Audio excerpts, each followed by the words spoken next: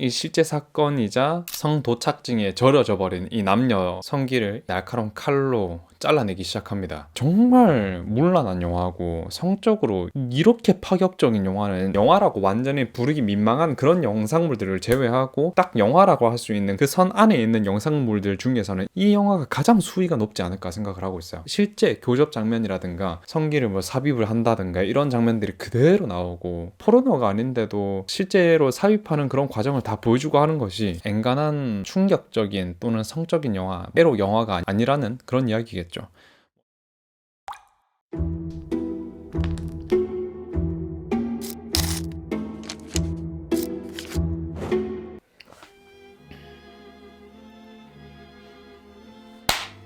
반갑습니다. 그린이 여러분들.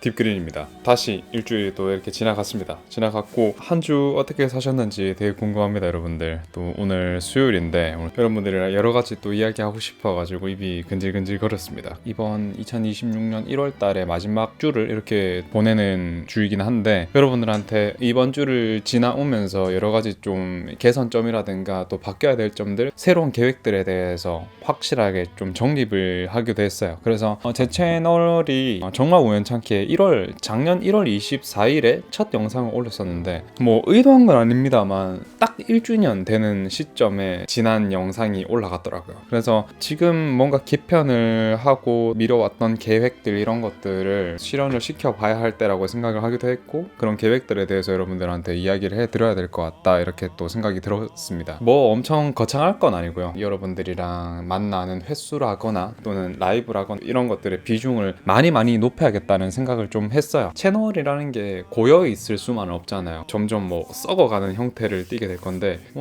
영상이라는 것 자체가 좀 그렇잖아요. 빠르게 도태되기도 하고 변화를 거듭하면서 자신만의 색깔을 맞춰 나간다면 또 그걸로도 더 멋진 성공을 하기도 하고 뭐 여러 가지 그런 게 있잖아요. 요 근래에 제가 좀 너무 좀 대충 해갖고 나왔지 않았나 약간 이런 생각을 하기도 했습니다. 지난 영상 같은 경우에는 후리스 입고 나왔는데 그 후리스 제품 어디 거냐고 여쭤보신 분들 계셨는데 그 다이소 겁니다. 그 다이소에 5,000원 주고 그냥 집에서 만만하게 입을 만한 거 잠옷 대신해 가지고 좀 집에서 편하게 입고 다니면서 보온성도 있을 만한 거 없을까 하고 찾아보다가 그냥 다이소 갔다가 그냥 여드름 패치 그거 살려고 들어갔었거든요. 쪽집게였나 그거 사러 다이소에 들렀다가 옷을 파는 거예요. 무슨 다이소에 옷까지 파놓았는데 이거 뭐 조선 유니클로네 하면서 갔다가 후리스를 본 거예요. 그거를 사가지고 집에서 주구장창 엄청 잘 입고 다녔는데 어쩌다 보니까 2025년 겨울에 가장 많이 입었던 옷이 그 후리스네요. 그 후리스 그 두 개를 사가지고 하나 빨면은 그 나머지 하나 입고 맨날 그렇게 해갖고 입었는데 여튼 그렇습니다. 그래서 여튼 다이소 후리스를 얘기하려고 한 건 아니고 여러분들 만나는 횟수라거나 이런 것들을 좀 높여봐야겠다. 그리고 계속 미루기만 해왔었던 라이브 같은 것도 좀 자주 해야겠다라는 생각이 들어가지고 이런 계획들에 대해서 제 채널에 바뀌어야 될 점에 대해서 공지를 좀 해드리는 게 맞을 것 같다고 생각을 했어요. 일단은 제가 여러분들 좀 아쉬울 수도 있는데 이 집을 아마 올해 안에 한 달이나 2달 안에 떠날 것 같아요. 사실 이 공간은 제가 엄청 좋아하는 공간이고 또 정을 많이 붙이기도 하는 그런 공간이거든요. 여기는 저희 본가입니다. 저희 어머니 아버지랑 셋이서 같이 살고 있는 집이고 누나들이야 뭐 다들 결혼하고 분가를 해갖고 떠나갔지만 저도 계속 독립을 해가지고 살고 그렇게 하다가 미용을 대구에 돌아와가지고 하고 그만두고 나서도 혼자 뭔가를 배울 시간이 필요했잖아요. 그래가지고 그냥 본가에 들어와가지고 뭐 나중에 결혼을 하거나 뭐 이렇게 되기 전까지 여기에 그냥 눌러 앉아 살아야겠다라고 생각을 했는데 사람 인생이라는 게 또 그렇게 생각한 것처럼만은 흘러가지 않잖아요. 그래서 제가 여러분들이랑 이런 거 저런 거를 뭔가 해보려면은 저만의 공간이 또 새로 필요하다고 생각이 들었어요. 부모님들이랑 같이 살고 있는 집 안에서는 미친 짓을 하기가 힘들어요. 막 그렇게 사실 얌전한 사람은 아니거든요. 음악 얘기라든가 딥다크한 그런 이야기를 하는 데 있어서 이 집 안에서 뭔가를 하는 게 약간은 눈치 보이기도 하고 제약이 걸리기도 하고 뭐 이런 게 있었습니다. 그래서 그런 개인적인 고충을 좀 해결하고 저만의 공간을 찾고 독립된 공간에서 뭔가를 해보기 위해서 이제 이사를 가려고 해요. 뭐 독립이라고 거창하게 이야기할 건 아니지만 그냥 뭐 그렇게 하게 됐습니다. 그래서 아마 이 세팅은 곧 있으면은 아마 다시 보기 힘들지 않을까라고 생각을 합니다. 하지만 새로운 공간에서도 집을 꾸미거나 이런 감각이 없는 게 아니니까 더 예쁘고 멋있는 공간에서 여러분들 또 찾아뵐 거예요. 그러니까 그런 부분에 대해서 너무 아쉬워 안 하셨으면 좋겠고, 복층을 생각하고 있고 좀 괜찮은 집 오피스텔 하나 얻어가지고 그 공간을 엄청 제 감성대로 또 여러분들이랑 더 자유롭고 멋지게 이야기 나눌 수 있는 그런 공간으로 변모시켜 볼 생각입니다. 오랜만에 또 집을 구하려고 여기저기 뒤져보니까 북향, 남향, 서향, 큰 창문이 있는 방향 뭐 이런 것들 보게 되는데, 아마 서향이 좀 좋지 않을까? 오후 내내 햇빛이 비치고 북향만 아니면은 괜찮을 것 같다는 생각을 하고 집을 구하고 있는데, 또 좋은 매물이 있는 것 같아가지고 아마 그쪽으로 가지 않을까 해요. 거기가 근데 우연찮게 저희 큰 누나 집이랑 좀 가까운 곳이거든요. 그래서 조카랑 이거 촬영하기 전에 전화를 했는데, 누나 집도 서향이라 가지고 누나한테 물어봤어요. 서향의 장점에 대해서 열거해보시오 했는데, 뭐 이거 좋고 저거 좋고 채광 좋고 뭐 이런 얘기를 하다가 누나가 저희 조카한테 삼촌 우리 집 근처로 이사 온대 이렇게 하니까 그 조카가 그럼 빨리 와야지 뭐 이러는 거예요. 그래서 너무 당돌하고 귀엽지 않아요? 삼촌 집에 놀러 가도 돼? 해갖고 제가 언제든지 와도 되지 하니까 옆에서 배시시 웃는다고 전해주더라고요. 혼자 살게 되면은 뭐 비용적인 부분이라든가 또는 뭐 조금 귀찮은 일이 늘어나기도 하고 그렇지만, 제가 요새 그냥 뭔가 한번 팍 치고 나가고 싶다는 생각을 좀 했어요. 그러니까 머릿속에 아이디어는 많은데 이 집안에서 이 방 안에서만 그런 것들을 실행시키기에는 무리가 있다고 생각을 했고, 새로운 공간에서 혼자만의 공간에서 좀 미친 짓을 하면서 영상을 찍어보고 더 그 안으로 쫙 파고들 수 있을 것 같은 느낌이 들어가지고, 그리고 여러분들께서 저번 주에 이야기했던 그 다큐멘터리에 대해서 많은 코멘트를 또 주셨어요. 그래서 그거를 천천히 다 읽어봤는데 영상에 대한 그리고 또 주제에 대한 다양한 의견과 시각들 이런 것들을 공유하는 게 너무 좋습니다. 그리고 여러분들께서 제시하는 그런 비전들이 너무 납득이 되고 되게 멋지다고 생각을 했어요. 제가 생각하지 못했던 또는 그 작품의 그 다큐멘터리에서 이야기했던 편향적인 시선으로만 저도 이 사태를 또 이 현실을 바라보게 됐던 것 같아요. 그래서 그런 새로운 시각들, 그 반대되는 시각들을 보여주신 분들께도 너무너무 감사드립니다. 되게 건강한 토론이 되고 토의가 되는 것 같아가지고 너무너무 즐거웠는데, 뭐 싫은 건 싫다라고 또는 나는 이 부분에 대해서 반감이 들었다 이렇게 얘기해 주시는 게 정말 성숙하고 건강하다고 생각을 했어요. 뭐 서로 뭐 바로 패드립 받고 뭐 서로 틀렸니 맞았니 그런 이야기가 아니라 의견으로 넘어간다라고 하는 것이 참 성숙하다라는 그런 이야기를 하는 것입니다. 여러분들한테서 그런 것들을 많이 배웠습니다. 자세히 이야기한다면은 학대 포르노다 이렇게 이야기를 해주신 걸 봤어요. 되게 공감되는 부분이었어요. 우리 입에 들어오는 이 즐거운 육식이라는 것을 하게 만들도록 손을 더럽혀가면서 우리의 그런 즐거움과 영양을 챙겨주려고 하는 분들이잖아요. 죄 없는 생명을 뺏는 이런 일들을 대신 해주시는 분들에 대한 리스펙이 너무 부족하다 이렇게 말씀을 해주시는 것들이었어요. 그 부분을 굉장히 공감했습니다. 나도 모르게 이런 고마운 일을 해주는 사람들에 대해서 좀 비판에 돌멩이를 던졌을 수도 있겠다라는 생각을 했어요. 하지만 제가 생각하는 것은 거기에서 조금 더 나아가서 굳이 안 해도 될 학대라거나 폭력, 그리고 일부러 더 고통을 주려고 하는 저 모습들과 행위들이 말이 안 되고 불편하다라는 생각이었어요. 그래서 여러분들께서 또는 반대되는 의견에 대해서 이야기해 주시는 것도 일부 공감하고 일부는 또 이런 생각을 하고 있다라는 부분을 또 말씀을 드려야겠다 이렇게 생각을 했습니다. 그러니까 불필요한 폭염, 육식 이런 것들에 대해서 이야기를 하는 것도 있고, 누군가 나를 대신해서 손에 피를 묻혀준다라는 그 구조가 잘못됐다기보다는 그 방식이 좀 잘못됐다라는 그런 이야기를 꼭 하고 싶었어요. 최소한 그 고통을 좀 줄여주자라는 그 부분에 대해서 이야기를 하고 있는 거고, 너무 고통스럽게 그 동물들이 죽어가고 그 와중에는 그 도축업자들 또는 이 중국 이 모피업자들의 악의가 들어가 있는 또는 화풀이를 하는 듯한 모습들도 과다 들어가 있었어 가지고 그런 부분들은 없어져야 된다라고 꼭 이야기를 하고 싶었어요. 그래서 우리가 뭐 스테이크를 먹고 육식을 하고 이런 것 자체에 대해서는 너무 죄책감을 가지지 맙시다. 저도 그거 하나 봤다고 해서 뭐 육식을 안 하겠다, 비건이 되겠다 이런 얘기를 하는 것은 절대 아닙니다. 그런 작품에 대해서 그런 의견을 이렇게 얘기해 주시는 거 너무너무 환영하고, 나는 이거 너무 싫었어 라고 이야기를 하고 있는 와중에도 여러분들께서 막 날선 태도라거나 막 남을 헐뜯는 이런 부분들이 너무 없어서 제가 너무 행복했어요. 또 다른 분들께서도 이 채널 댓글창은 다들 좀 평화로운 분위기에서 이런 의견을 주고받는 게 너무 좋다, 이게 너무 특별하다 이렇게 말씀해 주셔가지고 저도 또 그렇게 느꼈거든요. 여러분들 고맙습니다. 더 멋진 컨텐츠들 많이 만들어 볼 수 있을 것 같아요. 그리고 한 가지 더 공지를 해드리자면, 지금 이렇게 영상을 만들고 여러분들한테 이렇게 매주 영상을 만들어 올려가지고 보여드리고 있는데, 일주일에 한 번씩이 사실은 조금 부족하다고 생각을 했어요. 그러니까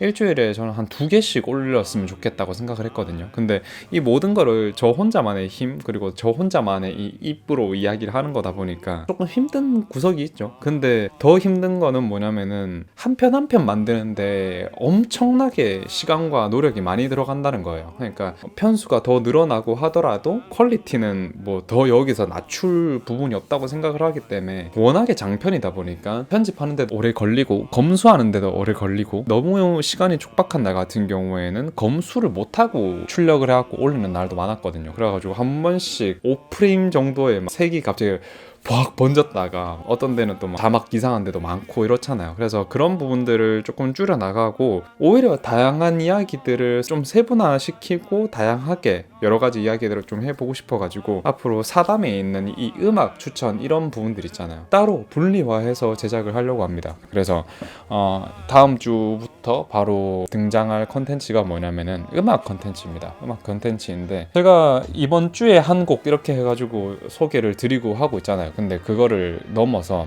요새는 앨범 하나를 그냥 들고 와가지고 이거 그냥 전체 한번 풀로 돌려보셔라 이렇게 말씀을 드리고 있는데, 컨텐츠를 분리화 하려고 합니다. 순수하게 영화 이야기만 들으러 오신 분들 같은 경우에는 제가 앞에 이야기하는 잡설이라든가 음악 이야기 이런 것들이 너무 불편하고 또 소음처럼 느껴질 수도 있잖아요. 저 역시도 한 편 만드는데 시간과 이런 스트레스가 너무 많이 누적된 것 같아요. 오히려 할 거면은 더 깊게 잘 재밌게 하는 게 더 좋겠다고 생각을 해서 분리화를 하는 겁니다. 영화 이야기 할 때는 더 영화에 대해서 이야기를 하고, 음악 이야기 할 거면 더 음악에 대해서 이야기할 거고, 그 앨범 전체를 다 리뷰를 하면서 저만의 티어 리스트를 만들어 가지고 거기에다가 매주 리뷰하는 앨범을 그 티어 리스트에다가 임의로 제 주관 80% 그리고 여러분들의 주관 한 20% 정도를 반영해 가지고 티어 리스트를 매길 거예요. 이거는 뭐 S티어에 가야 된다, A티어 가야 된다, 여러분들의 생각들 이런 것들도 많이 듣고 좋은 것들 많이 듣고 보고 하면 좋잖아요.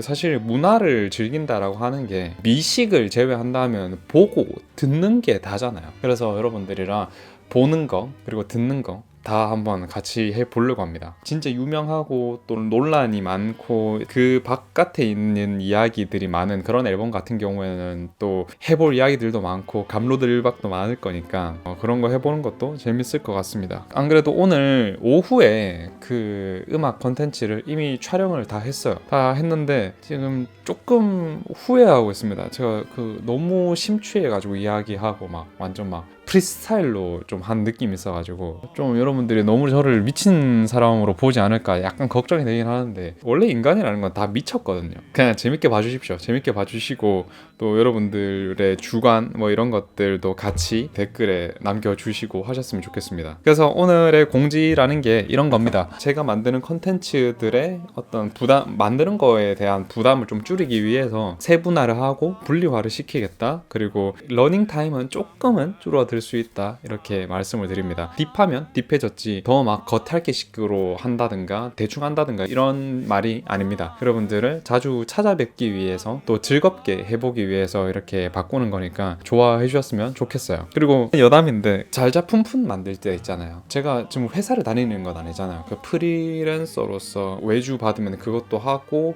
계약해 놓은 그 업체 영상을 매주 만들고 채널도 운영하고 이렇게 하고 있는데, 이렇게 저같이 이런 일을 하는 사람에게 어떤 데드라인이라는 게 없으면 완전히 흐지부지 되는 경우가 많고 일을 제대로 못 해내는 경우가 많고 그런 상황이 될 수도 있거든요. 그래서 저도 회사원은 아니지만 회사를 다니는 것처럼 어떤 저만의 프로세스랑 데드라인을 그렇게 만들어서 매주 금요일에 한 주가 끝나가는 그 끝자락에 여러분들을 찾아가는 이런 프로세스를 계속 만들고, 여러분들도 거기에 맞춰가지고 제 채널 방문해 주시고 하시잖아요. 근데 잘자품품 만들면서 그게 1시간 40분짜리고 촬영 시간만 6시간이었고 제가 또 그거 촬영하면서 어느 만큼 솔직해야 될지는 모르겠어가지고 됐다 모르겠다 하고 그냥 100% 솔직하게 이야기를 했거든요. 그래서 그 안에 뭐 우울한 이야기라거나 아니면 파괴적인 이야기라거나 논란이 될 법한 그런 이야기들도 너무 많아가지고 그걸 줄인다고 1시간 40분이 된 거예요. 그래서 그거를 만들 때 스트레스가 어마어마했습니다.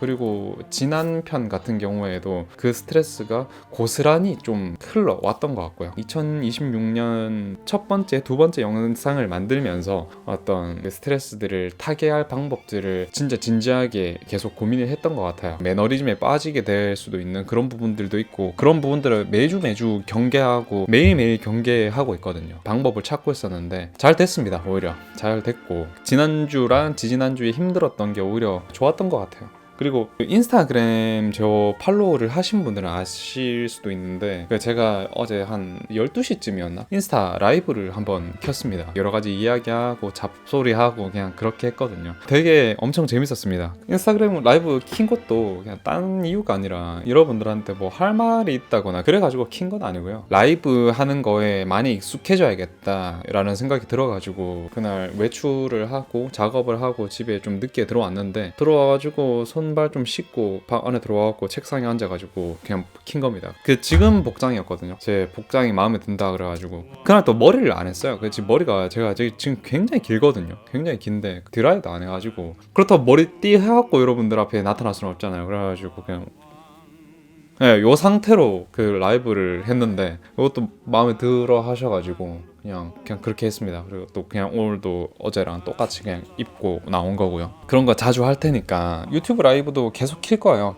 계속 킬 거고 롱폼을 좀 편안하고 재밌는 분위기 그리고 또 컨텐츠 이런 것들을 좀 더 쉽게 편하게 보기 위해서는 라이브를 하는 게 되게 중요하다고 생각을 해요. 캡처보드랑 이런 것도 다 준비해놓고 했거든요. 킬 날짜만 정하면 되는데 그게 뭐 쉽지 않아가지고 그거 이제 시작하면은 바로 이제 또 네이버 카페도 더 활성화시키고 해야 될 것 같고 뭐 그렇습니다. 많은 이야기들 해봅시다. 그것도 있습니다. 그러니까 제가 옥냥이님 영상을 많이 본다고 했는데 슈말코님 영상도 그렇고 한 편 한 편이 굉장히 길잖아요. 숏폼이 판을 치는 시대에서 백그라운드처럼 틀어놓을 수 있는 그런 영상들을 만드는 분들인데 그분들 같은 경우에는 유튜브라든가 치지직 라이브를 한 거를 편집을 해가지고 내보내잖아요. 근데 저는 그 1분 1초 1초가 똑같은 1시간 2시간짜리 영상이더라도 거기에 들어가는 시간과 노력이 비대하게 많아진 부분들이 있었던 것 같아요. 그래서 거기에 대해서 어느 정도 약간은 부담을 느끼고 있지 않았나 싶습니다. 30분짜리 영상을 2개 만드는 거랑 1시간짜리 영상을 하나 만드는 거랑 또 무게가 되게 다르거든요. 그래서 마음을 좀 더 다잡기 위해서 오늘 머리도 좀 뽕도 좀 넣고 머리 진짜 많이 길었죠. 잘자품품 만든다고 2주 동안 또 카메라도 안 켰을 때 지난 영상 만들면서 머리가 이렇게 많이 길었구나를 체감을 했거든요. 머리가 이만큼 길었어요. 이만큼 길었고 볼륨을 많이 넣어가지고 이 정도지 굉장히 긴 머리를 가지고 있습니다. 옛날에 뭐 장발 이까지 막 기르고 그랬었는데 그때는 똑단발 시기였거든요. 하고 그때 김연경, 육준서 이 소리 많이 들을 때 그때가 생각이 나는데 뭐 거기까지 기르지는 않을 거고 지금 머리 딱 예쁜 것 같습니다. 머리 또 제가 또 옛날에 그 미용을 했다 보니까 애초에 머리를 못 만지는 인간이 아니고 그래가지고 긴 머리도 아주 뭐 매력적인 것 같아요. 그 요새 남성분들 헤어 트렌드라는 것도 질감 처리를 좀 많이 하고 긴 머리가 대세거든요. 진짜 예쁜 머리를 하고 싶다 그러면은 어느 정도 길이감을 가지고 또 눈을 좀 덮는 이런 스타일을 안 하면 안 됩니다. 겨울이고 이러니까 또 짧은 머리 하기도 좀 그렇잖아요. 너무 춥고 이런데 저 같은 경우는 지금 뒷머리로 이렇게 목을 감싸가지고 좀 추위를 피하고 있습니다. 안 그래도 목도 길고 이래가지고 목이 좀 긴 편인데 이런 사람일수록 이 체온을 엄청 많이 뺏깁니다. 여기서 뒷목에 코트 같은 거 입으면은 무조건 저기 깃을 올리거나 아니면 그 안에다가 목도리를 집어 넣어야 되는데 여기서 또 뭐 어느 정도 더 기를지 모르겠습니다만 너무 못생겨진다 싶으면은 아마 자르지 않을까 생각하고 있어요. 저번에 머리 굉장히 좀 짧게 쳤잖아요. 그때 머리 자르면서 담당해 주시는 선생님한테 이제는 장발 살 또는 긴 머리 안 할 겁니다 이랬는데 미용실 안 간 지가 한 7개월 넘었는데 남자는 원래 미용실 한 2달에 한 번, 3달에 한 번 또는 진짜 신경을 많이 쓰고 짧은 머리를 고수하시는 분들 같은 경우는 한 달에 한 번씩 가시는 분들도 많거든요. 여성분들 같은 경우에는 좀 텀이 길기도 하시죠. 뭐 테슬컷이라든가 좀 짧은 머리, 단발머리를 하시는 분들 같은 경우에는 조금 자주 가실 수 있긴 한데 그래서 남자 치고도 미용실 가는 지금 주기가 굉장히 긴 편인데 그렇습니다. 여튼 여러분들한테 중요한 공지사항들 오늘 이렇게 띄워드렸고 제 영상을 매주 다 챙겨서 보시는 건 아닐 거기 때문에 매주 앞에 초입에다가 곧 이사 간다 또는 그 진행 상황 어떻게 되고 있다 이런 이야기 계속 드리도록 할게요. 여러분들 사시는 곳은 어디예요? 그러니까 뭐 지역을 얘기하는 게 아니라 북향, 뭐 서향, 남향, 동향 있잖아요. 어디에 사십니까 여러분들? 저는 북향은 안 되겠더라고요. 북향을 제가 살아봤는데 흡기가 좀 가득한 느낌이 좀 안 좋았습니다. 안 좋았던 기억이 있어가지고 심지어 북향이었는데 바로 앞에 여기 건물이 이렇게 하나 서 있어서 약간 새장 또는 감옥 같은 기분이 났었거든요.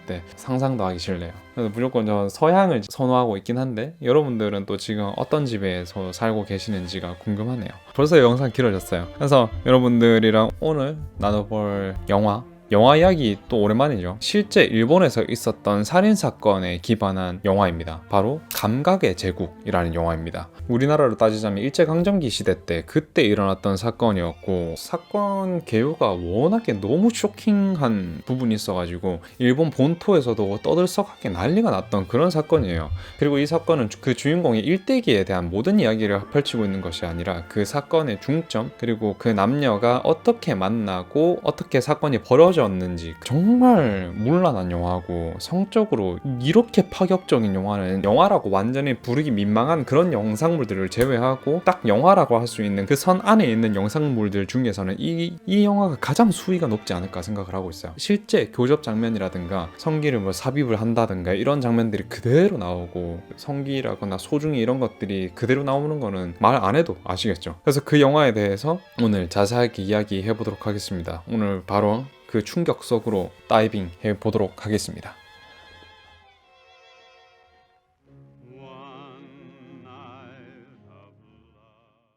사실 일본 사회도 과거에 그리고 현재까지도 보수적인 사회라고 이야기를 할 수 있겠습니다. 특히 문신을 몸에 도배를 하고 있는 사람 또는 문신이 조금이라도 작은 그런 것들을 하고 있는 사람들 같은 경우에는 목욕탕, 온천 이런 데에서 안 받아주는 게 지금 사실이죠. 그런 것처럼 일본이 가장 개방되어 있는 것 같으면서도 보수적인 여러 가지 양면성을 가지고 있다라는 그런 이야기를 드리고 있는 건데 이 작품이 처음에 출품되었을 때 엄청난 논란거리가 될 만했었습니다. 아무리 어떤 미주의적인 성격을 띠고 있다고 하더라도 실제 성교가 나오고 그거를 뭐 소중이를 이제 뭐 빨고 뭐 그런 거 있지 않습니까? 오만 성행위들이 이 작품 안에서 다 튀어나오고 있기 때문에 그 정도로 이 작품은 굉장히 충격적이고 우리가 충격적인 작품들에 대해서 여기저기 많이 알아봤지만 그 중에서도 이거는 또 다른 궤로 충격적이고 파격적인 작품이다 이렇게 얘기를 할 수 있겠습니다. 이 작품이 남녀의 성도착증에 대한 이야기를 하고 있지만 단순한 치정극에 대한 이야기가 아니고 치정극이라고 한다면은 남녀가 둘이 뭐 사랑의 도피를 한다거나 이런 형태를 띠고 있지만 이 작품은 그렇지도 않습니다. 그래서 여러 가지 이야기들을 다 제껴놓고 이 작품의 내용에 대해서 일단 먼저 이야기를 해보도록 하겠습니다. 이곳은 1930년대 일본의 한 주막입니다. 여자 종업원들이 함께 합숙을 하는 형태로 모였게 되는 것인데 첫 장면부터 이 영화가 어떤 느낌으로 흘러갈 것인지 예고를 하고 시작을 하게 됩니다. 그 장면이 어떤 것이냐, 잘 시간이 돼서 다들 이불을 덮고 자려고 하는데 뒤늦게 한 여종업원이 주인공의 옆으로 이불을 제끼고 들어와서 누워요. 여기서 우리의 주인공 사다라는 인물이 나오게 되는데 굉장히 순박해 보이고 어딘가 풋풋해 보이는 그런 얼굴을 하고 있습니다. 잠에 들기 위해서 뒤척거리고 있을 때 다른 동료가 몸을 쓰다듬으면서 위로 덮쳐오게 돼요. 여자랑 하는 거는 별로냐라고 묻는 그녀에게 약간 몸을 움츠리는 사다의 모습을 보이고 있습니다. 그러다가 둘이 숙소에서 나와서 사장의 방을 몰래 염탐을 하게 됩니다. 근데 그 방에서 자신의 아내와 관계를 맺고 있었고 그 장면을 보면서 사다는 흥분을 하고 있습니다. 이런 관음을 하면서 보면서 흥분을 하고 성적인 욕구를 느끼는 거 보니 이 여자가 좀 보통 애기는 아니겠구나 라는 생각이 드는 부분이에요. 그렇게 다음날이 됐습니다. 주막 근처를 다른 여직원들이랑 돌아다니다가 주막으로 돌아오고 있을 때 아이들이 모여있는 것을 발견하게 됩니다. 그리고 그 아이들이 모여있는 그 한 중앙에는 거렁뱅이로 보이는 한 노인이 기대서 힘없이 앉아 있습니다. 심지어 하반신은 완전히 탈의한 채로 소중이를 덜렁거리고 있는 그런 모습이었어요. 역시나 이 작품에서는 그런 소중이들이 다 여과 없이 모자이크 없이 나오고 있습니다. 망연자실한 상태로 앉아있는 노인의 소중이에다가 아이들이 눈을 뭉쳐서 마구 던지는 모습을 보이고 있습니다. 그러다가 그 노인이 개슴츠레 눈을 뜨면서 사다를 바라보게 되는데 사다를 보자마자 놀라서 그 힘없던 노인이 벌떡 일어나게 돼요. 그리고는 사다를 향해서 몸을 던져버리게 되는데 손님으로 만난 적 있어 보이는 사람인 것 같습니다. 그리고 이 남자는 그녀에게 성적 요구를 해오고 있는데 사다는 그것을 거절해오면서 상황이 일단락되게 됩니다. 사다의 과거라는 것이 여기에서 어렴풋이 나오게 되는 거죠. 이 주막의 여종업원으로 취업하기 전에 사창가에서 매춘부로 일을 해왔던 사람이었습니다. 그리고 그 남자를 보아하니 여기서 직원으로 일하기 전에 매춘부로 일할 때 맞았던 손님인 것 같은 정황상 여튼 그렇습니다. 결국에 사다가 또 혼자 돌아다니고 있을 때 노인이 그녀를 붙잡으면서 한 번만 좀 어떻게 해달라고 애원을 하게 되는데 사다는 뭐 못 이기는 척하면서 그 요구를 들어주게 됩니다. 근데 날이 춥고 발기가 안 되고 확 식었다는 듯이 그 남자를 보내게 돼요. 그렇게 다시 주막 안으로 사다가 들어가게 되는데 그 주막 안에 종업원들끼리에도 어떤 서열 구도가 있을 거 아니에요. 조금 선배격 되어 보이는 사람이 사다에게 호통을 치고 어디 갔다 왔냐고 막 이렇게 윽박질러요. 이 술잔들 빨리 나르라고 명령질을 하고 있는데 사다가 그 명령질에 갑자기 개빡쳐가지고 난동을 벌입니다. 가지고 있는 칼로 그 상사를 이렇게 찌르려고 하는 건데 그때 이 주막의 사장이 입장을 하게 돼요. 굉장히 좀 카리스마 있는 모습을 보이고 있는데 자신만의 카리스마로 이 분위기를 확 휘어잡으면서 이 싸움을 중재하게 되는 거였어요. 그리고는 우리의 주인공 사다에게 관심을 보여옵니다. 주인공이 예쁜 손을 가지고 있다라고 하면서 관심을 보이고 그녀를 칭찬하면서 둘의 첫 커넥션이 시작되는 거였습니다. 이렇게 주인이 주막에 걸터 앉아 있을 때 은근히 청소하는 척하면서 자신의 사장한테 사다가 엉겨붙고 사장을 은근히 또 유혹을 해오게 돼요. 사장도 그런 사다에게 빠져드는데 여색을 여간 밝히는 인간이 아니기 때문에 아주 그냥 이 여자 저 여자 붙어먹는 그런 인간이었어요. 심지어 사다는 남편까지 있는 상황이었지만 둘은 그것조차 전혀 신경 쓰지 않습니다. 사장도 아내가 있는 마당에 그런 짓을 하니까요. 그렇게 술상 접대를 하면서 둘은 처음으로 교접을 하게 되었고 성적으로 굉장히 잘 맞는 파트너임을 확인하게 되었습니다. 주인공 사다가 여기까지만 봐도 엄청난 성욕을 가지고 있는 여성이라는 것을 우리는 단번에 알 수 있겠고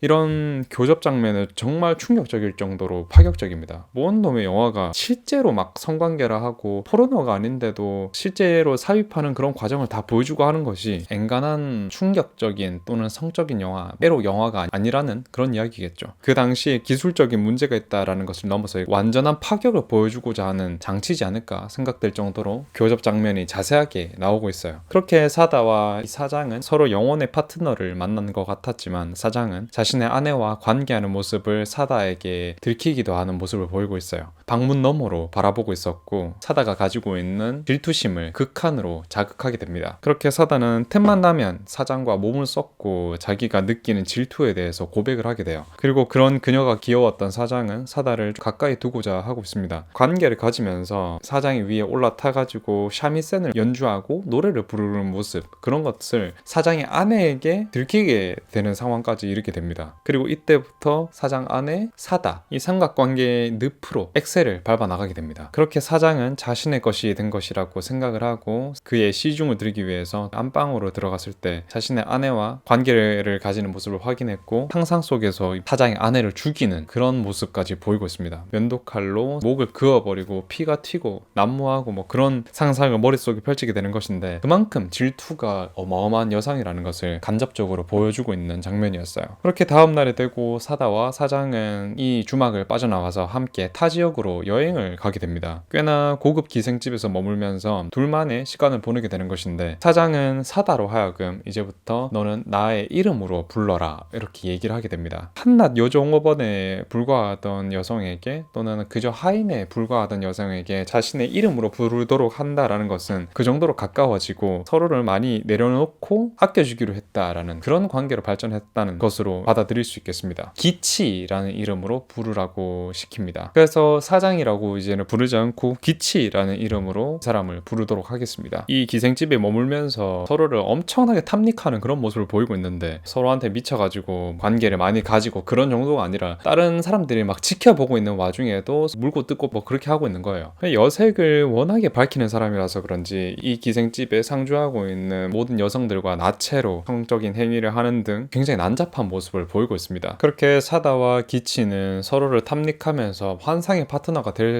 것 같은 그런 모습을 보이고 있습니다만, 사다한테는 내연남이 존재했습니다. 그 내연남이라고 한다면 학교의 교장 선생님과의 관계를 이야기하는 거였어요. 당연히 그렇게 나이든 남자와의 정상적인 관계는 아니었고 원조 교제 또는 스폰서 그런 개념이라고 생각하면 될 것 같아요. 그 교장 선생에게 자신의 몸을 바치고 돈을 계속 얻어오는 그런 관계를 지속하고 있던 거였죠. 그래서 이 기생집에 머물면서 기치를 혼자 냅두고 그 교장한테 갔다 오겠다고 하고 길을 나서게 돼요. 그리고는 그 교장과 또 한 차례 성관계를 맺게 되는데, 거기에서 사다가 또 이상한 걸 하나 배워오게 됩니다. 좀 가학적인 성관계를 하는 그런 부분을 흡수를 해오게 되는 것인데, 한편 혼자 남은 기치는 주막에서 일을 하고 있는 나이가 좀 있는 여종업원을 덮치면서 또 관계를 막 그렇게 하고 있고요. 굉장히 난잡함이 끝입니다. 교장과의 관계를 마치고 와서 기치의 품에 안기게 됩니다. 사다가 오기 전에 교장과의 교접에서 약간 폭력적인 그런 가학 성행위를 배워왔다 그랬잖아요. 그래서 그거를 또 기치랑 성관계를 하면서 그걸 또 써먹게 돼요. 기치에 막 뺨을 때리고 막 이러면서 사디즘적인 그리고 마주히즘적인 그런 행위를 서로 하게 되는 건데, 이때부터 이들이 벌이게 되는 성행위에 어떤 가학성의 엑셀이 밟히게 됩니다. 말도 안 되는 장면들이 다 튀어나오게 돼요. 사다의 소중이에다가 달걀을 집어넣는다든가 이상한 그런 것들 있잖아요. 목을 조르고 가해를 하는 그런 위험한 성관계 또는 가학적인 성관계를 벌이는 것으로 점점 더 형태가 변질되게 돼요. 심지어 음모를 자르고 막 생리혈을 맛보기도 하고 입에 올리기도 좀 그런 것들 있지 않습니까? 그런 것들을 남은 러닝타임 내내 한다는 건데, 틈만 하면 옷을 벗어 제끼고 서로를 탐닉하고 그런 이야기. 그리고 사다는 애정결핍이라든가 어릴 때 굉장히 불우한 환경, 자신을 직간접적으로 학대하는 그런 일들을 직업으로 삼아왔기 때문에 사람에 대해서 집착하는 그 강도가 어마어마하게 강한 사람이었습니다. 틈만 나면 기치와 성관계를 할 때 칼을 들이민다거나 가위를 가지고 온다거나 기치의 소중이를 잘라버리겠다는 끔찍한 소리들을 해오게 되는데, 기치는 한 번씩 그녀가 하는 말과 행동에 섬뜩함을 느끼고 있는 듯해 보여요. 어떻게 보면 이거를 얀데레적 성향이라고 해야 될까요? 맞는지 모르겠습니다만, 그런 성향들과 내재되어 있던 폭력적인 그리고 가학성 행위에 대한 욕구가 어마어마하게 증폭되고 있는 모습을 보이고 있습니다. 칼을 목에다 갖다 대고 그런 것들 말이에요. 심지어 이런 행위들을 집 안에서만 하는 것도 아니었습니다. 야외에 비가 오는 날 또는 사람들이 벤치 같은데 누워가지고 물고 빨고 하는 그런 행동까지 보이고 있는데, 엑셀이라는 게 한 번 밟히고 나면 브레이크가 잡히지 않는 모양입니다. 증폭되는 얀데레적 성향 그런 것들 때문에 기치에게 부인과 한 번만 더 성관계를 하면 너를 죽여버리겠다라는 그런 협박까지 하게 됩니다. 그게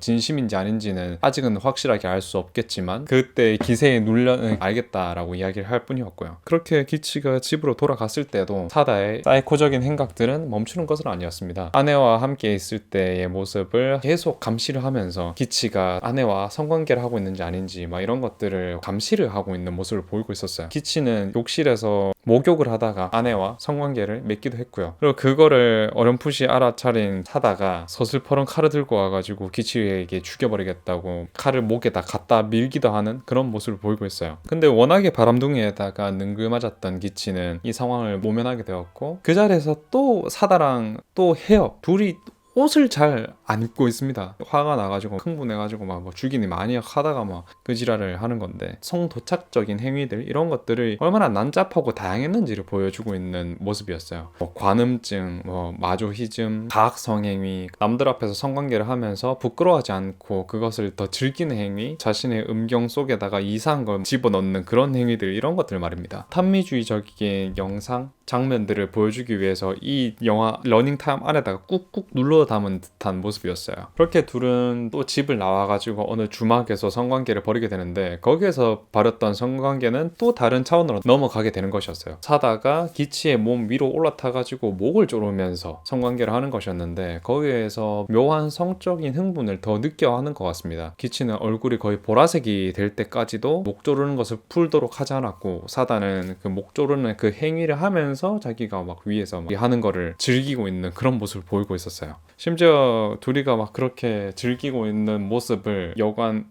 방문을 좀 열어놓고 늙은 노파가 샤미센을 키면서 노래를 부르도록 하면서 이 관음증적인 성적 흥분을 또 채우면서 막 그러고 있는 거예요.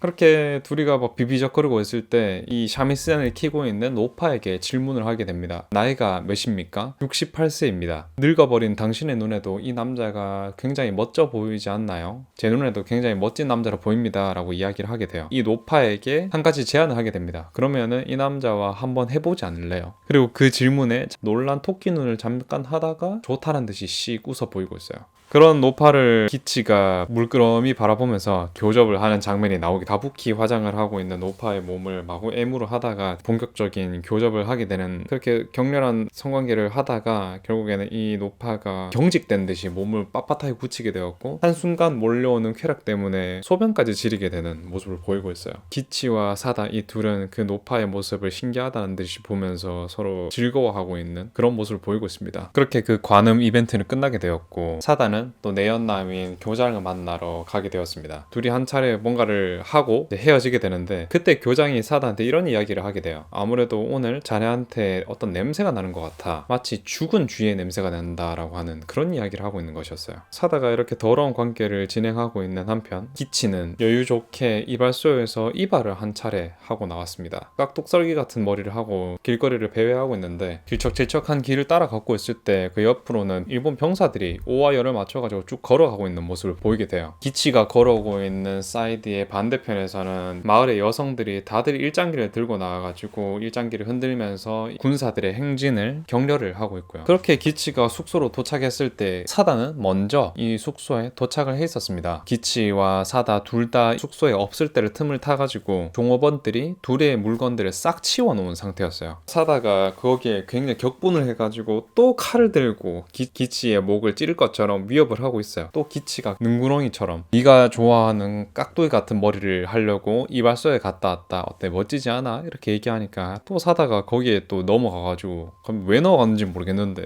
또 둘이 옷을 벗고 하기 시작해요. 정상적인 생각을 하려고 하지 않는 게 좋을 겁니다. 그냥 둘이 그냥 눈 마주치면 하는구나 라고 생각해 주시면 좋을 것 같아요. 또 좋다고 서로 막 탐닉을 하고 성행위를 하고 막 그러고 있는데, 이번에도 어김없이 사다가 기치의 몸 위로 올라타가지고 끈을 이용해서 기치의 목을 조였다가 풀었다가 조였다가 풀었다가 하면서 성관계를 맺고 있어요. 기치 역시 거기에 대해서 막 그만두라 또는 죽을 것 같다 이렇게 얘기를 하는 게 아니라, 지금 기분 좋으니까 더 해라 이런 식으로 그녀를 자극하게 되었고요. 얼굴이 시뻘개지도 못해서 보라색이 되어 가고 있는 와중에도 그 성행위를 멈추지 않습니다. 심지어는 기치가 어떠한 저항도 하지 못하게 손을 묶은 상태로 이 목을 조이고 있어요. 그렇게 서로를 한참 탐하다가 어느새 어둑어둑한 밤이 되었고, 이때까지도 사다는 기치의 몸을 탐하고 있습니다. 기치는 늦은 시간이 되어가지고 졸린 모습을 하고 있습니다. 거불거불거리면서 잠에 들기 직전의 모습을 하고 있는데, 기치가 이런 이야기를 하게 됩니다. 눈이 감기고 졸리다. 내가 자면 또 목을 조를 거지? 라고 질문하자 사다는 배시식 웃으면서 고개를 끄덕여요. 혹시 이번에도 조른다면 중간에 멈추지 마 라는 이야기를 하고 있습니다. 그 뒤가 힘들거든 이라는 이야기를 합니다. 사다는 그게 무슨 말인지 알겠다라는 듯이 웃어 보이고, 기치는 그대로 눈을 감게 됩니다. 이 말을 그냥 있는 그대로 받아들이기보다는 기치가 이제는 삶을 끝내고 싶다라는 것으로 받아들이는 게 맞겠죠. 사단은 그게 무슨 말인지 다 알아들은 눈치였고 그가 눈을 어렴풋이 감자 주변에 있는 끈을 목에 감고 그대로 조여버리게 됩니다. 기치의 목을 마구 조르고 있을 때 사단은 어떤 환상 속으로 빠져 들어가게 돼요. 꽤나 커다란 공터 그 중앙에 있는 조에 대해 그 위에서 자위를 하고 있는 환상을 보게 된 것인데 그 주변에는 어떤 아이들이 뛰어놀고 있는 모습을 보이고 있습니다. 한참 자위를 하고 절정에 다다랐을 때 정신을 차리고 주변을 마구 둘러보는 그런 모습을 보이고 있습니다. 번쩍 정신을 차렸을 때 이미 그녀는 기치를 죽여버린 그 뒤였습니다. 멍하게 서서 옆에 있던 칼을 집어들게 됩니다. 기치의 하반신으로 서서히 접근하게 돼요. 그리고는 죽어버린 기치의 성기를 이 날카로운 칼로 잘라내기 시작합니다. 불띠불근 선혈이 낭자하기 시작했고 완전히 그 음경을 결단하는 데 성공하게 됩니다. 오만사 피가 터져 있는 그 음경을 이불 옆에다가 툭 던진 뒤에 이번엔 고환까지 잘라내기 시작합니다. 완전히 광기에 사로잡힌 눈을 하고 고환을 완전히 쓱싹쓱싹 잘라내는 데 성공하고 기치의 몸에다가 기치의 피로 글을 적어 넣습니다. 사다와 기치 영원히 함께 라는 말입니다.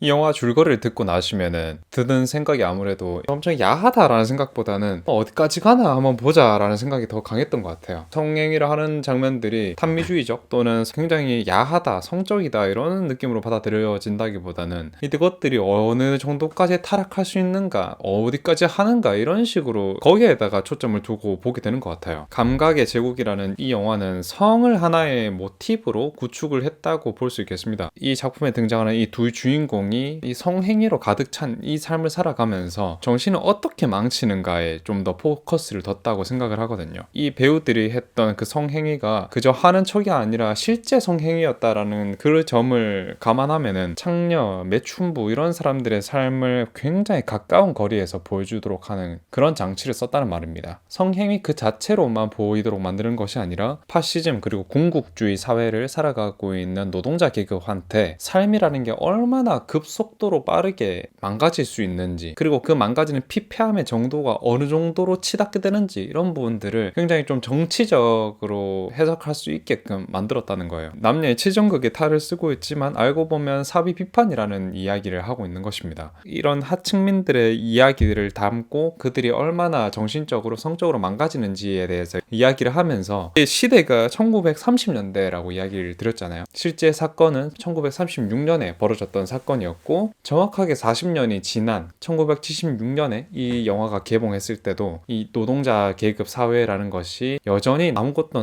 나아지지 않았다라는 것을 이 실제 사건이자 성도착증에 절여져 버린 이 남녀 두 명 이들로 이야기를 하고 싶어 했던 것 같아요. 넷플릭스에 이 영화가 있습니다. 그 수위가 진짜 미쳤거든요. ним포매니악보다 더한 수준이다라고 이야기할 수 있을 정도로 이게 너무 좀 심해요. 눈 마주치면 합니다. 그 성행위들이 점점점 진짜 변태적인 행위로 넘어가게 되는데 막 생리혈을 빤다거나 뭐 그런 거 있잖아요. 막 거의 절검단에 나올 것 같은 그런 행위들을 이 작품 내내 하고 있는데 그런 행위들의 수준을 보게 되면은 이 배우들이 끝까지 그 연기들을 다 완수를 했다라는 그 자체가 되게 놀라워요. 이 작품에서 사다 역을 맡았던 에이코 마치다 이 사람한테는 이 작품이 어떤 개념으로 다가왔을지 상상조차 가지 않습니다. 극단적인 성행위까지 해내는 그녀의 모습을 보고 있자면은 사회를 비판하는 메시지를 던지는 예술이 어디까지 갈 수 있는지를 보여준다고 생각을 해요. 그래서 후반부로 가면 갈수록 이 성행위들이 야하게 또는 자극적으로 받아들여진다기보다는 막 감탄을 하면서 보게 되는 그런 부분이 있었던 것 같아요. 눈살을 찌푸리게 계속 보게 됐지만 자기가 하고 싶어하는 정치적인 메시지를 던지기 위해서 이 정도까지 요구를 하고 심지어 그 요구를 받아들이는 이 제작진들의 노력이 대단하다라고도 생각을 했습니다. 그래서 어떤 면에서는 파졸리니 감독의 살로 소돔의 120일과 괴가 비슷할 수도 있겠다는 생각을 했습니다. 그 작품 역시 성과 폭력, 가학적인 행위 이런 것들을 매개로 삼아서 정치적인 비판을 했던 것이었고 특히나 군국주의 그리고 파시즘을 더 나아가서 비판했다는 것은 공통점이다라고 이야기를 할 수 있겠습니다. 파졸리니 감독 같은 경우에는 살로소돔의 120일 이 작품으로 하여금 파시즘의 폐해 그리고 그 잔당들이 여전히 남아있다라는 그 사실을 강렬하게 비판했었고, 자신의 동생 역시 관련된 시위로 인해서 사망을 했다고 했잖아요. 자신들의 과오에 대한 생각할 거리를 만들기 위해서 그 작품을 탄생시켰던 것이었고요. 성적인 작품이라는 게 폭력을 다루는 작품들보다 훨씬 더 터부시 되는 경향이 있다라는 것을 생각하면 더욱 그런 것 같습니다. 그래서 뭐 사회 비판적인 메시지를 던지기 위해서 이 작품을 가지고 왔고 이 사건을 들고 오게 된 거잖아요. 당연히 뭐 이 사건은 그냥 성도착증 환자가 자신의 인생 일대기에서 나락으로 계속 꽂히면서 뭐 애정결핍 그리고 사람에 대한 의심, 의처증 뭐 이런 여러 가지 심리적인 문제들 때문에 벌이게 된 것이었는데, 한번 사건에 대해서, 사건 개요에 대해서 한번 말씀을 드려보도록 하겠습니다. 이 사건의 주인공 이름은 아베 사다라는 인물입니다. 그 실제 인물의 이름이랑 여기 영화에서 나왔던 인물이랑 똑같죠. 1905년 5월 28일에 태어났습니다. 꽤나 의외로 다다미 상점을 운영하고 있는 유복한 중산층 가정에서 태어났다고 이야기를 하고 있어요. 근데 그녀의 부모로부터 제대로 된 사랑을 받지 못하고 그런 애정결핍이 있는 상태로 항상 방치되면서 자라왔던 그런 가정 환경이 있었습니다. 그리고 그거를 넘어서 이 집안 자체가 굉장히 콩가루 집안이었어요. 오빠 같은 경우에는 부모의 돈을 가지고 가출을 하기도 하고, 언니라고 하나 있었는데 아버지가 딸의 문란함을 벌하기 위해서 언니를 매음굴에다가 팔아버리는 그런 행위까지 했다라고 전하고 있어요. 결국에는 다시 언니를 매음굴에다가 돈을 주고 사오기도 했다라고 하는 거 보면은 교육 방식이 미친 거죠. 당시 일본 사회 같은 경우에는 그런 유곽에다가 입을 줄이고 또 돈을 벌기 위해서 자신의 자녀들을 거기다가 팔아버리는 경우도 허다했다고 해요. 그 뭐 시대적 배경은 완전히 다르긴 합니다만, 쇼군의 사디즘, 얼마 전에 저랑 같이 살펴봤던 그 작품에서도 유곽에다가 막 팔아버리고 이런 것들이 다반사로 나오고 있지 않습니까? 1900년도 초반까지만 해도 이런 일들이 비일비재했다라는 거죠. 한편 사다는 꽤나 어머니가 애지중지를 하면서 키웠던 자녀였고, 샤미센 그리고 토키와즈 이런 것들을 배우도록 하겠다고 해요. 아마 뭐 게이샤를 만들기 위한, 뭐 게이샤라고 하는 게 흔히 알려져 있는 기생이라는 그런 개념보다 조금 더 문화인에 가까운 인물들이라고 이야기를 하는 걸 보면은, 당시에 일본 사회에서는 꽤나 엔터테이너적인 그런 요소를 가지고 있던 여성들이었습니다. 꽤나 아름다운 미모를 가지고 있었다라고 이야기를 하고, 제가 보았을 때는 중안부가 좀 긴 것 같은데 여튼 뭐 그렇다고 하니까 뭐 그렇습니다. 그래서 뭐 고등학교에 갔는데 자퇴를 하고 불량한 청소년들과 어울려 다니다가 강간을 당하기도 하는 그런 불우한 일을 많이 겪기도 했대요. 그리고는 그런 나쁜 일을 당하고 난 뒤로부터 완전히 인생이 망가지게 되고 말았습니다. 그래서 그 기점부터는 완전히 방탕한 삶을 살기 시작하게 됐습니다. 난잡한 생활을 하고 그렇게 다니다가 오빠와 아버지에 의해서 매운굴에 팔려나가고 게이샤로 팔려나가기도 하고, 거기에서 또 제대로 적응하지 못하고 불만을 가지고 살다가 아예 이럴 거면 그냥 창녀가 되는 게 낫겠다 하고는 매춘부가 되기도 하는 등 타락한 삶을 살기 시작했습니다. 심지어 그런 일을 하면서도 막 성금을 받고 도망을 가기도 하고, 도망갔다가 또 잡혀와가지고 다시 처박히기도 하는 등 좀 진짜 불우한 안쓰러운 삶을 살게 되었어요. 그렇게 1935년에 배워놓은 기술도 없고 결혼도 하지 않았던 그 당시에 여성 혼자서 살아갈 수 있는 방법은 많이 없었습니다. 뭐 배운 것도 없고 사회적 지위라는 것도 전혀 없었던 그녀는 한 나고야의 식당에서 종업원으로 일하기 시작했습니다. 그리고 여기에서 그 식당의 단골이었던 오미야 고로라는 사람을 만나게 되었어요. 그리고 이 사람이 바로 실제 뭐 고등학교 교장이었던 사람이고 나고야의 시의원이기도 했었습니다. 감각의 제국 작품에서 내연 관계를 맺고 있었던 고등학교 교장이었던 것이었죠. 근데 오미야 고로 이 사람은 사다가 진짜 제대로 된 삶을 살도록 해주려고 했던 사람이었어요. 그녀가 도쿄로 돌아가는 그 비용을 다 전적으로 대주고 새로운 삶을 살 수 있도록 가명 다나카 카요라는 이름을 지어주게 되었고, 1936년 2월에 요시다야라는 음식점의 종업원이자 견습생으로 일하게 취직을 시켜줬어요. 그리고 이 당시에 이 가게의 주인이었던 42살의 이시다 키치조, 10살 차이가 나는 10살 연상의 남자를 만나게 되었던 것이었죠. 키치조 이 사람이 바로 기치 그 사람입니다. 식당을 운영한다라고 이야기를 하고 장어 전문점이라고 간판을 내세우고 세우긴 했었지만 실제로는 키치조의 아내가 이 음식점의 운영을 도맡아서 하고 있던 실정이었고, 키치조는 그냥 쓰레기 바람둥이 남편 뭐 그런 것에 지나지 않는 사람이었었습니다. 그리고 사다가 요시다야에서 일을 하기 시작하고 얼마 지나지 않아서 키치조가 그녀를 유혹했고 둘의 불륜 관계는 시작되게 된 것이었습니다. 그리고 둘의 궁합은 거의 환상의 궁합이었습니다. 오히려 뭐 둘이가 그렇게 잘 안 맞았으면은 이런 비극이 어영부영 끝날 수도 있었던 것이었지만 둘은 환상의 콤비였고 파트너였습니다. 그리고 이 둘의 이후의 행적들은 영화에서 조금 더 과장된 면이 있었긴 했었지만 거의 비슷하게 흘러갔습니다. 러브 호텔 같은 데서 둘이 만나가지고 4일 동안 여기에서 서로 눈만 마주치면 성관계를 하고 서로를 탐닉하고 성관계를 하는 그런 시간들을 보내게 됐던 것이었어요. 방을 청소하는 동안에도 관계를 멈추지 않았다라고 이야기를 하는 걸 보면 둘이가 얼마나 서로에게 집착했는지, 그 성행위 자체에 집착했는지를 알 수 있는 대목이었습니다. 실제로 둘이 막 그 목을 조르고 막 끈을 막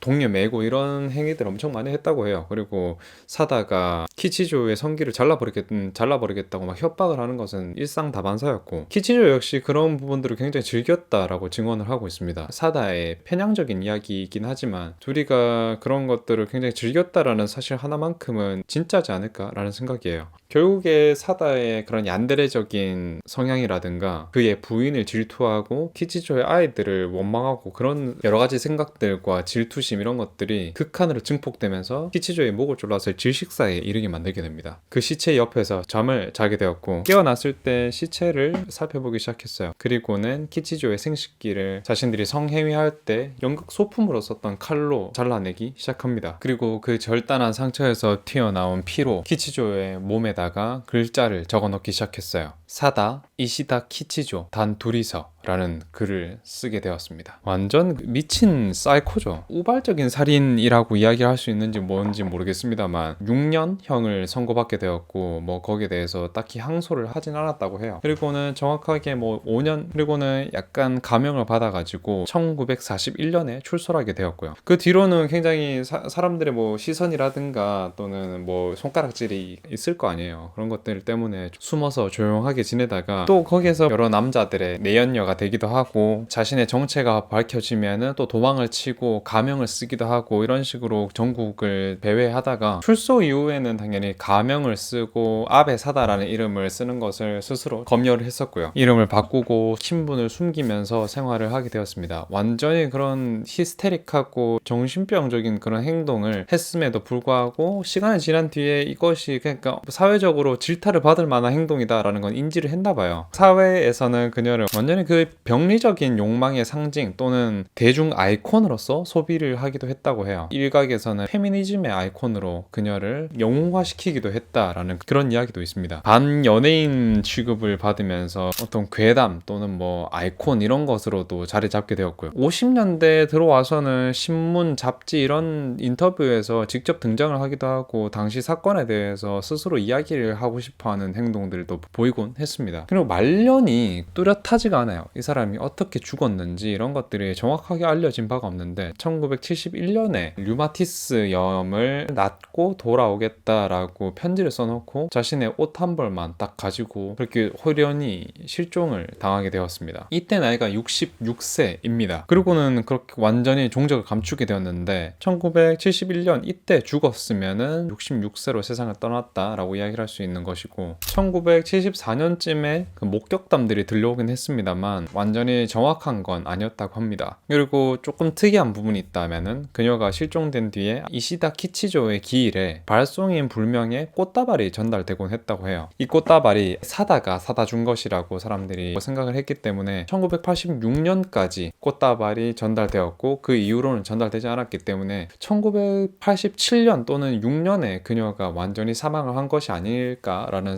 추측도 하고 있습니다. 그래서 1986년에 사망을 했다라고 한다면은 향년 82세의 나이다라고 그렇게 추정을 하고 있습니다. 여러모로 생각할 거리가 많고 생각보다 굉장히 좀 징그럽고 잔인하거든요. 그는 1970년도의 어떤 기술적인 한계 때문에 성기를 자르려는 그 부분이 좀 굉장히 어색하고 던져놨을 때 그거 보면은 그냥 되게 깡마른 소세지 같은 느낌이거든요. 꼬치가. 근데 아래에서 표현됐던 묘사를 하거나 아니면은 깨벗고 나오는 장면이라든가 이런 것들이 그 되게 피곤하게 느껴지긴 합니다. 이게 야하고 뭐고 그거를 넘어가지고 또 약간 이런 느낌으로 받아들이시는 게 있거든요. 그래서 여러분들께서 이 작품을 굳이 볼 필요는 없다고 생각을 하고요. 이게 그 4K 마스터링이 돼가지고 2021년부터 이게 또 재상영을 하게 되었는데 여기 넷플릭스에 있습니다. 넷플릭스에 있는데 1970년도 작품 치고는 굉장히 좋은 화질로 만나보실 수 있을 거예요. 넷플에서 올라온 거에는 이 모자이크라든가 이런 것들이 다 처리가 되어 있기 때문에 끔찍한 장면이라든가 이게 너무 외설적이라 가지고 이게 작품을 좀 보기가 좀 그렇다라고 하면은 그 부분은 걱정 안 하셔도 됩니다. 다 모자이크가 웬만큼 잘 돼 있어가지고. 여튼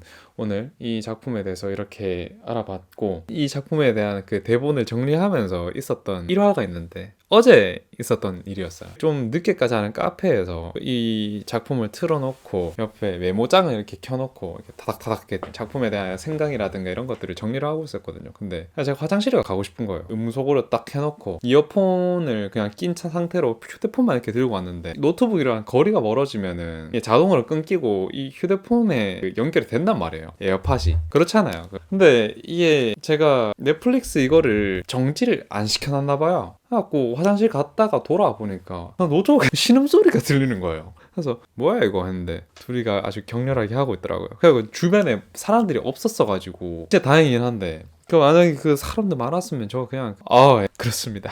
여러분들이랑 이 작품에 대해서 알아봤고 성적으로 이 작품보다 더 물란한 작품이 있을까라고 생각을 하고 있고 이 정도 수위는 여러분들 거의 못 볼 겁니다. 있을 수가 없는 수위고 이 작품을 만들었던 감독이 바로 오시마 나기사라는 감독인데 이 작품을 만들고 나서 7년 뒤에 이 감독의 작품이 하나 더 등장을 하게 됩니다. 그것이 바로 그 전장의 크리스마스라는 작품입니다. 오늘 뭐 음악 소개도 없었고 뭐 앞에 잡설이라든가 공지사항 이렇게 띄우면서 조금은 달라진 모습으로 이렇게 여러분들을 만나 뵙게 됐는데 이 포맷도 좋아해 주셨으면 좋겠고 여러분들이랑 만나는 횟수를 더 많이 늘려가 볼 생각이에요. 뭐 라이브 컨텐츠가 됐건 뭐 여러 가지가 됐건 뭐 어떤 게 됐건 말입니다. 오늘도 봐주셔서 너무 감사드리고 이번 한 달도 많이 행복한 한 달이었으면 좋겠습니다. 어찌됐건 저찌됐건 하루하루 한 달 한 달을 잘 살아남고 또 잘 기억을 쌓다 보면 또 좋은 한 해라고 기억될 만큼 잘 보낼 수 있지 않겠습니까? 그래서 여러분들의 삶 그리고 저의 삶 모두 다 응원합니다. 영상 봐주셔서 정말 감사드립니다. 저는 이만 다음 주에 더 멋진 모습, 더 멋진 영상, 더 멋진 이야기로 찾아뵙도록 하겠습니다. 음악 컨텐츠 그것도 앨범 리뷰하는 거 그거 많이 기대해주세요. 추천도 받고 있습니다. 여러분들 감사합니다. 딥그린이었습니다.